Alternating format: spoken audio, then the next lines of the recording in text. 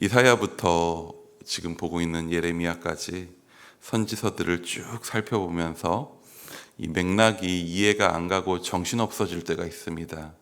그래서 이게 심판을 하시겠다는 건가, 회복을 하시겠다는 건가, 이게 계속 왔다 갔다 합니다. 심판 안 됐다가 회복 안 됐다가 이게 계속 반복이 되니까 맥락을 따라가기 어려운 때가 있습니다. 오늘 본문은 전반적으로는 분명하게 회복을 말씀하십니다. 하나님께서 예레미야를 통하여서 분명하게 포로로 잡혀간 너희들을 내가 돌아오게 하겠다라고 하는 분명한 약속을 선포하십니다. 심지어 2절에 보면 그것을 책에 기록하도록까지 그렇게 일부러 말씀하십니다.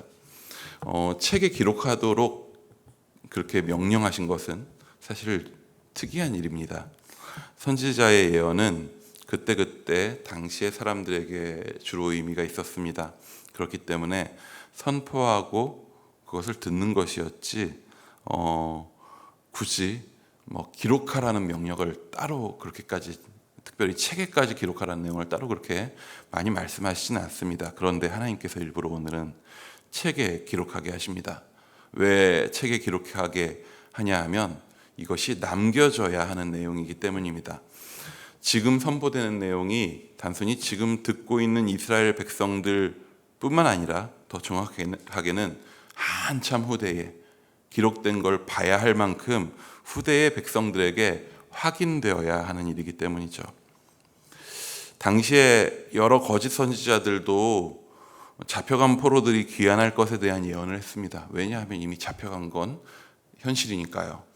그렇기 때문에 그들은 한 2년 정도, 2, 3년 정도 지나면 다시 하나님이 돌아오도록 하실 것이다 라고 하는 그런 거짓 예언을 또 했습니다. 그래야 사람들이 좋아할 테니까요. 거짓 선지자들은 이전에 이스라엘이 망하지 않으리라 거짓말했었던 것처럼 지금도 또 곧 돌아오리라 하는 듣기 좋은 거짓말만을 하고 있습니다.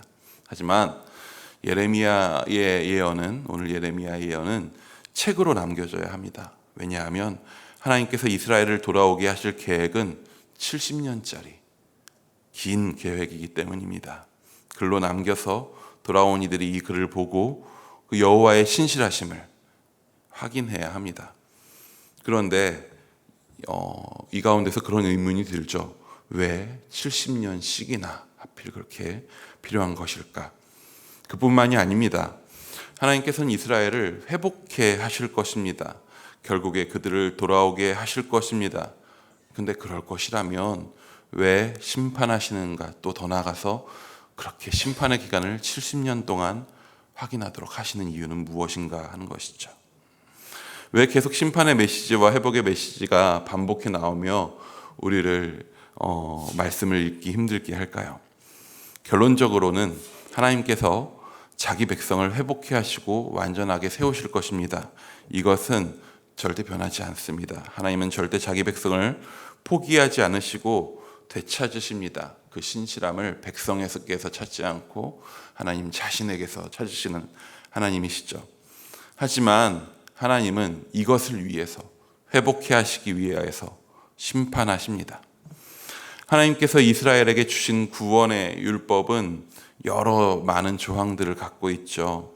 그것을 어기면 벌을 받기도 하고 심각하면 이스라엘의 진에서, 이스라엘의 그 모임에서, 그 백성에서 끊어짐을 당하기까지 합니다. 그런데 그렇게 되지 않는 방법이 하나 있죠. 누가 뭐래도 율법 전체에, 하나님 주신 구약 율법의 전체의 중심은 다른 것이 아니라 제사제도입니다. 제사제도는 하나님께서 이스라엘 백성과 함께 만나는 자리를 마련하시는 것입니다. 그리고 그 제사제도의 중심은 무엇이냐 하면 바로 용서이죠. 죄를 사함받는 것입니다. 죄인된 자가 소나 양 같은 제물을 가지고 옵니다. 제사장은 제물에게 안수하고 제물을 가져온 그 죄인의 죄를 그 제물에게 담당시킵니다. 그리고 나서 그 제물을 잡아서 죽입니다. 각을 뜹니다. 그리고 제단 위에 올리고 불로 태워서 하나님 앞에 올려드리죠. 이때 제물을 잡는 작업, 제물을 죽이는 그 작업들을 누가 합니까? 우리가 쉽게 제사장이라고 생각하겠지만 아닙니다. 제물을 가져온 자가 합니다. 제사장은 그것을 돕습니다. 제사를 드리는 죄인은 그 과정에서 제물을 죽이고 각을 뜨는 과정에서 자신의 죄가 얼마나 파괴적이고 끔찍한지를 경험합니다. 자신이 당해야 할 일이 무엇인지를 그 자리에서 스스로 경험합니다. 한마디로 자기 손으로 제물을 죽이지만 내 손으로 나를 죽이는 일을 하는 것과 마찬가지죠. 하나님은 우리의 죄를 간과하지 않으십니다. 그렇게 드러내고 느끼게 하시고 경험하게 하시고 그것이 얼마나 끔찍한지 파괴적인지 그것을 심판하십니다. 그런데 그 심판의 과정을 통하여서 우리를 드러내시고 우리를 낮추십니다. 그렇게 우리의 죄가 드러나고 그 죄에 대한 심판이 이루어지고 그에 대한 아픔을 경험하는 과정을 통해서 그 시간들을 통해서 우리는 하나님께서 우리를 회복시키시는 것을 경험하게 되는 것이죠. 신약의 백성인 우리는 그런 식의 제사를 드리지 않습니다. 왜냐하면 우리 앞에는 십자가를 지신 예수 그리스도가 계십니다.